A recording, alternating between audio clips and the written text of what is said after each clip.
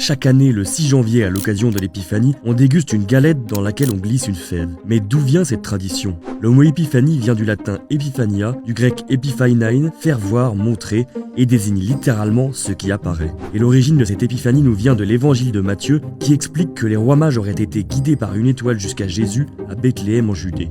Ils lui offrirent alors leurs présents, l'or, l'encens et la myrrhe. Sans qu'il n'ait jamais été fait mention de leur nombre dans les écrits, la tradition estimera que les mages devaient être, comme leurs cadeaux, au nombre de 3. Au même moment que l'on fixa la fête de Noël au 25 décembre au IVe siècle, on donna une date à l'épiphanie, jusque-là célébrée en même temps que Noël. La galette des rois ou la brioche en forme de couronne est aujourd'hui indissociable de cette fête chrétienne. Et pourtant, la tradition du tirage des rois serait bien antérieure à notre calendrier liturgique. Outre l'hypothèse de la fève cachée dans la galette qui rappellerait l'enfant Jésus que cherchaient les rois mages à Bethléem, de nombreuses sources feraient en effet remonter sa coutume à la Rome antique. Selon les histoires, l'épiphanie telle qu'on la connaît aujourd'hui dériverait des Saturnales, une fête romaine en l'honneur du dieu Saturne, lors de laquelle, selon les versions, on tirait au sort le roi du festin, on élisait un condamné à mort avant de le sacrifier après la fête, ou même une journée durant laquelle on échangeait les rôles entre les maîtres et leurs esclaves. Mais peut-être cette dernière coutume serait-elle plutôt apparue sous l'ère médiévale. C'est en effet à cette période que l'on note l'apparition des formules « tirer un roi » et « roi de la fève » indique le trésor de la langue française. Quoi qu'il en soit, la galette fait toujours recette à l'épiphanie.